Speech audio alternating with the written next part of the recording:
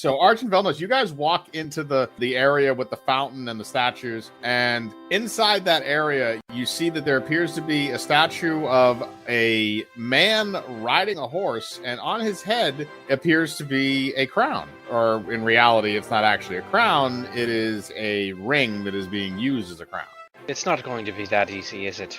Go on, bring out whatever we're doing here.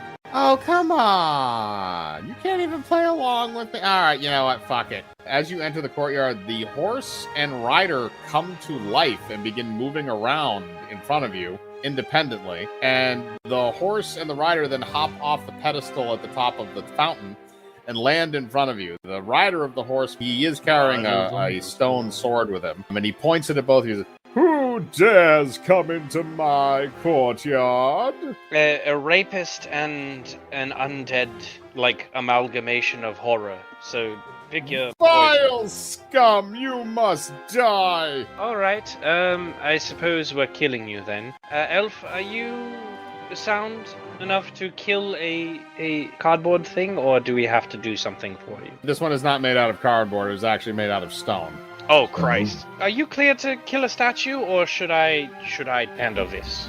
Yeah, we can do it together, I guess. That means everybody rolls initiative. Stone man riding the horse, I'm going to count it as just the 18. So Saira rolled a 7. It's going to go Velnos, then the stone man riding the horse, and then Arch. So before that combat takes place, I'm going to go back to Cham. So Cham, you're just carving through things in this wonderfully crafted cathedral. And as you get closer to the front end, you're just cutting pews in half.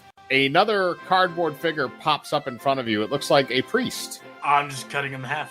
Okay, you cut it in half. It's still going to talk to you. Oh, you cut him in half. I worked for hours on him. I'm going to look towards where the sound is. I'm just start pissing all over it. Okay, look. This is where you find the goblet. Because you cut the priest head off, and you're peeing all over everything. You're a horrible person. The priest was going to ask you a riddle that you have 3 tries to complete. The riddle is, what is always in front of you, but can never be seen? Your nose. No, you're also not in the room. No, you all keep attacking the stone thing. I'm talking to him. Is this a thing now? Do we do riddles and the fighting? What's going on? Well, while he's talking, I'm just going to do a search check to find the goblet. Is that the 15? You don't see anything in the room that remotely resembles a goblet. I'm just going to keep hacking at the cathedral. All right, you keep tearing it down. Gordon is just going to let you do that because if you're not going to answer the riddle, he's not going to give you the goblet. So we're going to go back to the other guys. So that means, Velnos, you're going to be able to go first against this stone guy on a horse. You know what? I'm going to do something that is highly big brain. I'm going to turn my vine board into a pickaxe. I'm going to whack his kneecaps with it. The horse's kneecaps. So you make a pickaxe. So I'm going to say, because that's piercing damage, I'm going to say that's going to do 2d10 plus 5 on hit. Especially because you're using it against something that's stone, which should be kind of super effective. Oh, that's yeah, no, you hit. So yeah, you hit his knee, so you can roll because you're doing aggravated damage, basically. 13, okay. So you point that pickaxe and you walk up and you slam it right into that horse's front knee. And the horse kind of neighs a little bit and bucks back, and you kind of back up, but the knee is pretty severely damaged. It's not really walking on it all that well, but it's also not at a point where it's crippled. It can still move around. But you notice that there are a lot of cracks in that leg. It just hasn't broken apart yet, probably because of the magic holding it together. The horse is definitely not happy with you. So the guy on the back of the horse is now going to go after you, and he gets a plus 10 to hit.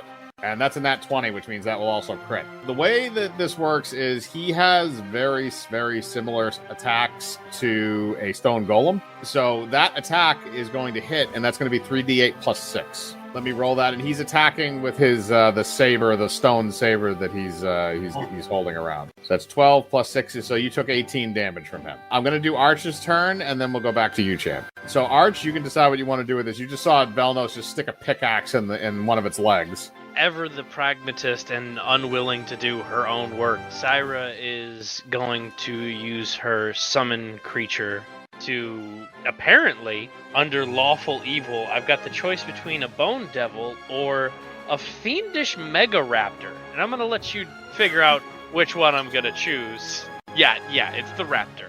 All right, so you have now summoned this other creature to attack this stone thing. So I'm going to allow it to go if you would like to let it go. You can't perform any other actions, but I will allow it to. I think it's only fair for like a summoning sickness kind of thing. It'll get one out of the 2 attacks. We'll say it cuts off the second attack. We'll count it as a minor act. Roll it. 24. That will hit. Yeah, so your raptor kind of just like jumps up and starts like scratching at it and starts like gnawing it at the side of its body, and it does 12 damage to it as it's kind of slicing away. So we've gone one full rotation of combat. So Cham, what was your idea and what are you doing? I'm gonna take the head of the priest. I'm gonna walk out. Could I see the guy? If you walk outside, yes, you can see him. How far away is he? Let me put it this way. You right now are roughly the size of... You're basically like the size of like a chess piece, kind of, in this giant area. So like you're the size of like a castle chess piece or like a pawn. He is the size of a normal person. And he is also standing on the edge of the table, not really overlooking you. He's kind of on the edge, just kind of watching, but he can see you through the street. All right. I'm gonna bring out my flint and steel, and I'm gonna light the cardboard on fire. Roll dexterity. Oh, okay, that's a nat 20. Yeah, you light that thing on fire, it begins to go up. We are standing in cardboard. You're on the flammable. You're on. So yeah, so you lit a fire in the middle of the street. It is starting to spread rather rapidly. You may want to run away from it too before you burn to death. Yeah, I'm just running. Oh, what did you do? Oh, hang on a second. Hang on. I'll be right back. He goes over to the kitchen and you hear what sounds like a faucet turn on. I'm going to go invisible. Okay, you go invisible, so he won't be able to see you when he comes back. So right. you go invisible, and as that happens, he comes back with the glass of water and then proceeds to pour it on the fire. The fire is he like, okay, is he like high up and pouring it, or is he like getting real close to the ground and pouring it on there? He's not that close to the ground, but because you can jump really high, he might be in range of you to do something. Yeah, I'm gonna jump. Roll jump. All right, you got a 32. All right, so you're able to get to his hand. What are you gonna do? Are you just gonna latch onto it? Or are you gonna? I'm gonna latch onto him. So you latch onto his hand. He is then immediately going to react and try and shake you off. Oh, get off of me! Get off of me! Ah! I'm going like freaking Kratos, just like blades, like climbing my way up. Well, he's going to roll a strength check to try and shake you off. And no, he doesn't shake you off. So yeah, you're gonna stay on there. What happens is that he is feeling some pain because you're stabbing into his arm with knives and shit. But as he pulls his hand back, his hand goes to the outside of the diorama. However, as you go towards it, you hit a wall.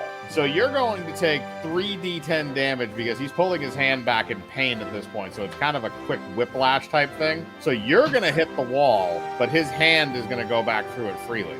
You are also going to fall off of his hand. 19 damage. On your way down, I'm going to have you roll a reflex save to save yourself from smacking into the street because you are fairly high up at this point.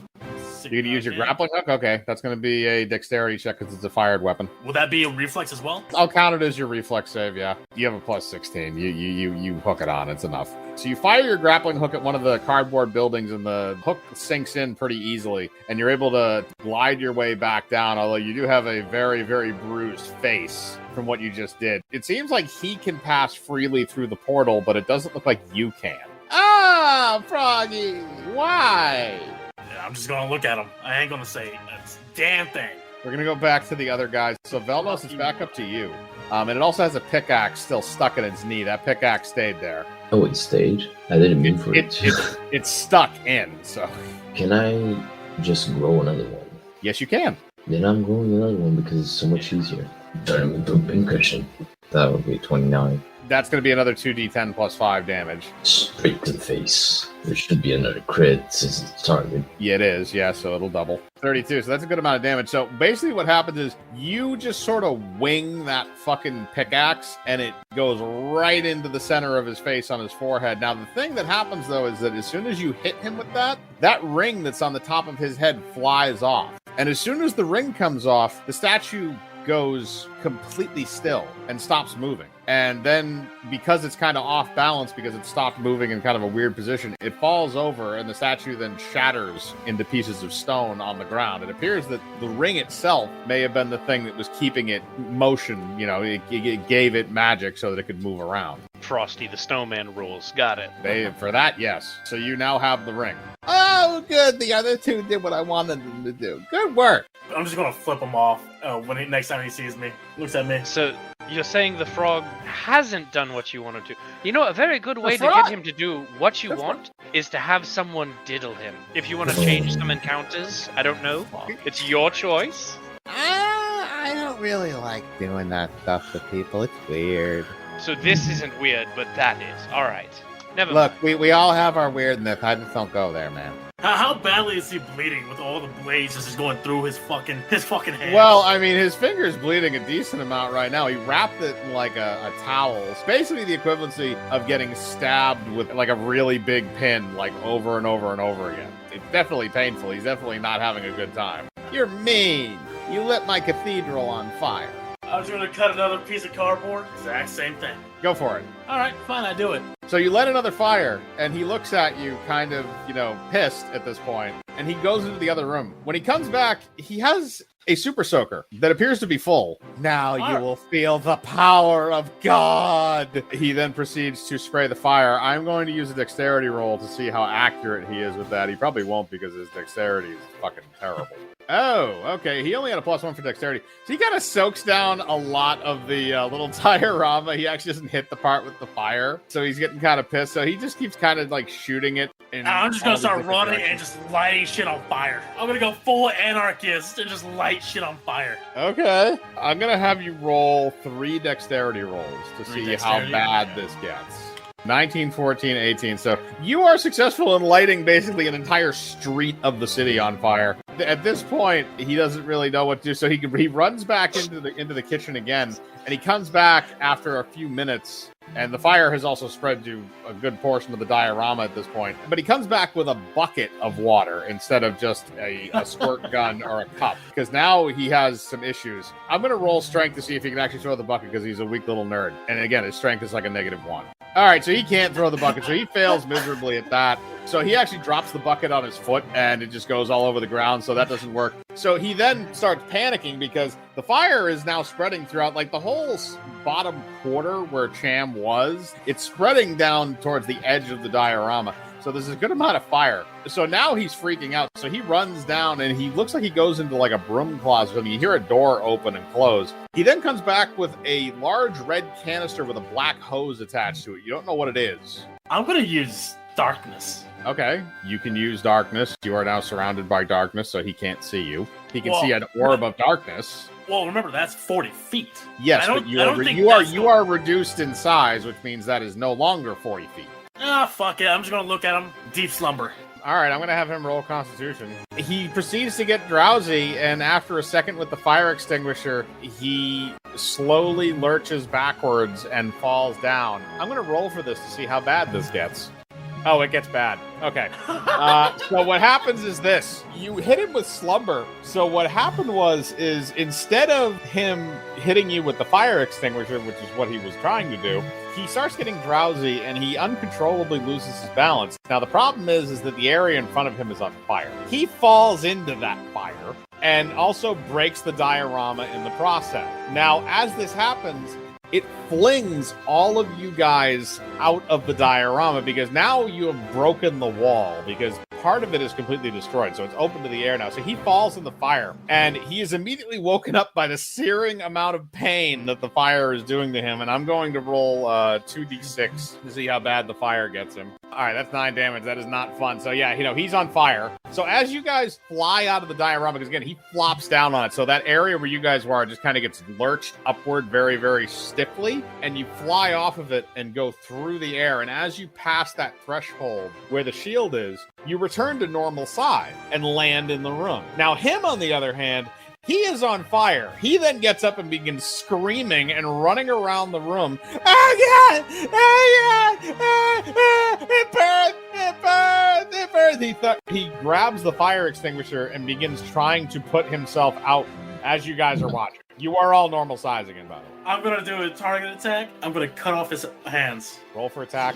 Oh, god damn it. You miss completely. You don't cut off his hands because he's running around and screaming. He's not like standing still. So you're kind of just like running around behind him, like swinging the Darksaber wildly, trying to harm him. Basically, Get over here, motherfucker! Get over you're just here! chasing around a dude that's on fire as like swinging a laser sword. So as this happens, he's running around the house. He's setting other things in the room on fire as well. The drapery has been set on fire. The furniture is starting to catch on fire. So he's lighting everything on fire in this place. At the same time, the door has also become ajar since his magic has kind of faded to the point because the door was shut and magically sealed. Now it's no longer magically sealed because he's too busy, dying. I'm gonna do a jump. I'm gonna pounce on him. You're gonna pounce on somebody who's on fire. Yes, I don't give a fuck. All right, you pounce on him. You're going to take 1d6 fire damage. Saira. All right, you only take a 1, so I guess you must have jumped on the part of him that wasn't completely on fire. You're on top of him now. He falls to the ground after you jump on top of him. You weigh enough to knock him over. I'm cutting his head off. Roll for attack. You're going to get a +2 for advantage. Don't calculate in the aim penalty. All right, well, you just decapitated him. He's dead. He's still on fire, but he's dead. I'm just gonna grab his head. I'm gonna go to the his room, head is still on fire, by the way. I'm gonna put out the fire. All right, so you're gonna Beat the smother fuck it. out of So I'll say that there's probably a blanket or something in there. I'll say you smother the fire enough to get rid of it, and now you just have a smoldering nerd head that you can pick up. So Gordon's head is there. Yeah, I'm gonna grab it. I'm gonna tell you two, get the fuck out. I gotta grab something. Saira had a bit gone. She left like when you were jumping on him. All right, so Saira just left. By the way, the magic that was holding you in the yard is also dispersed because he's dead. Velnos, are you going to stay in the house and watch what horrible things Cham is going to do to this man's head? Oh, I am watching. Okay. Oh, I'm not going to do anything terrible. I'm going to go up to the room with the N64 of the TV. I'm going to start throwing all that shit into my fucking bag. I mean, I guess we kind of did the roundabout thing of stealing shit. So you walk up to the room, the door is open again. Their fire is spreading downstairs, but it hasn't spread upstairs yet. So you're still okay there for a little while. Velnos, are you gonna help him steal stuff, or you're just gonna walk? Of course, stuff. All right, roll for a search check to see if there's anything worth stealing, or you want to look for something specific. So the 26 is what you rolled? Yeah. What you're able to find is, as you look around underneath the sink, you find what appears to be a magical book with a tome on the cover, and you're not really sure what it is, but it looks more like something you'd be familiar with as opposed to everything else that's around. I'm reading it then. You open the book, surprisingly it is written in common, and basically it's a spell book. It's a book that contains various incantations, but it's different. It's not a book about spells that you can say verbally or perform like a mage.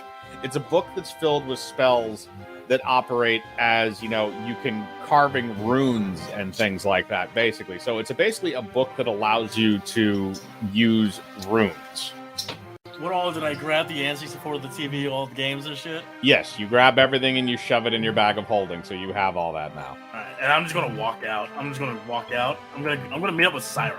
Okay, I'm gonna say you just leap out the second story window because it's the closest thing to you. So, all right, so you leap out the window and you meet up with Arch outside. And Velnos, are you going to leave now that you have your little rune book, or are you gonna stick around? I'm gonna stick around and search for something else. All right, roll a search check to see if you find anything else. You find a box that's filled with Gordon's porn collection. Oh, I'm taking that. Keep in mind, it is a long box. So you find that, and it is filled with basically a bunch of vintage porno mags. So you can take that with you. That hasn't lit on fire yet. So I'm going to go up to Saira, and I'm going to look at her. I'm going to get a hold. I'm going to give her the head, and I'm going to tell her, bring this fucker back to life. I want him to live his rest of his days like this. For the fat fuck he is. I want him to see what we see, and he can't experience shit. The problem with that would be we don't know what kind of magic he used, and if we bring him back and it's just somatic, like just words, then we're fucked because you tore his head off. I can make him a zombie so he doesn't have a brain, but if I true undead this shit, there's a very real possible chance that I did tell him that your weakness would be getting diddled. I don't know if I mentioned that. So just revive the head. That will be punishing enough. Velnos is still inside, yeah? Velnos just came out with his box of porno and his rune book. Does he share the rune book with us? That is up to him. Okay, no, he is going to keep the rune book. However, are you going to share the pornography with them? No, I am going to share when I'm done with my reading. They will have to wait because they didn't want to look. Cham didn't look because he knew what he wanted to get in the first place. Hey, I got an N64 and a fucking TV. Which, by the way, if you wanted to, I could honestly assume that Scrappy could probably engineer something to power that. Yeah, that's the whole thing.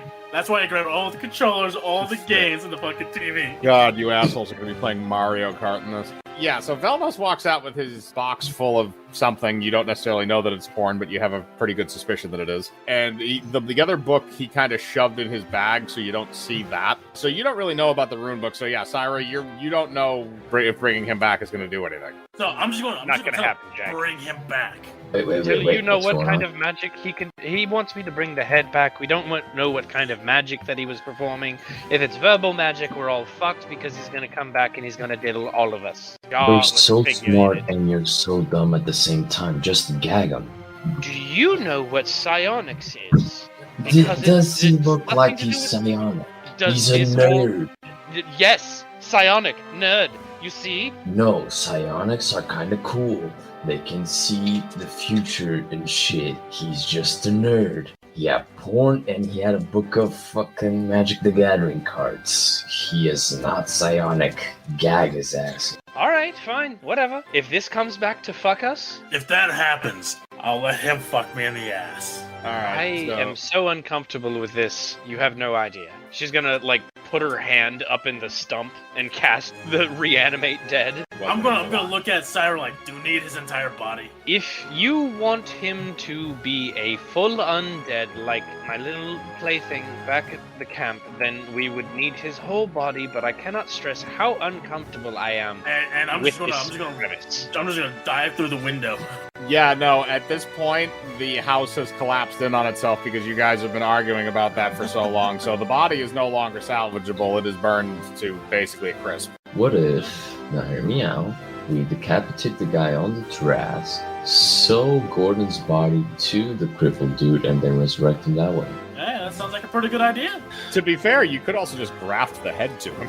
Oh. Alright, so she is going to It's cast really Gentle suffering. Repose on the head so it doesn't decay while they're heading back to camp. All right, so you're going to take the head back and you're eventually going to graft that onto that Dragonborn's body because you just like torturing that guy. I'm right, gonna so look you at Saira guys- I'm gonna look at Saira like, this will be your forgiveness to me for what you did. So you guys head back to the base. So Saira's going to be doing that. I'll count that as kind of like a little bit of a mini lesson with your Lich Train. Curtis is going to watch and just laugh at him, especially when he comes back to life. Now, Drelark, here's the thing. After you're done jacking off all over your magazines, the book that you actually found, the Book of Runes. Now, here's the thing, is that you are an elf. And you have natural magic in your body. And a lot of the runes that are in there are runes that rely on blood.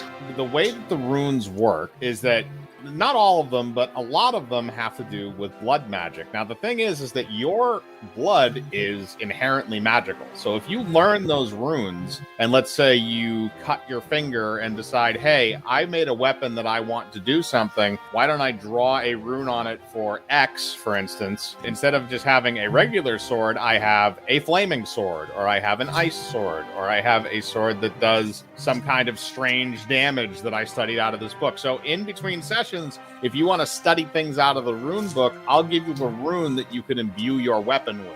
What if I connect said runes to an intricate set of tubes that constantly feed blood What are you and talking turn about? myself into a nuke?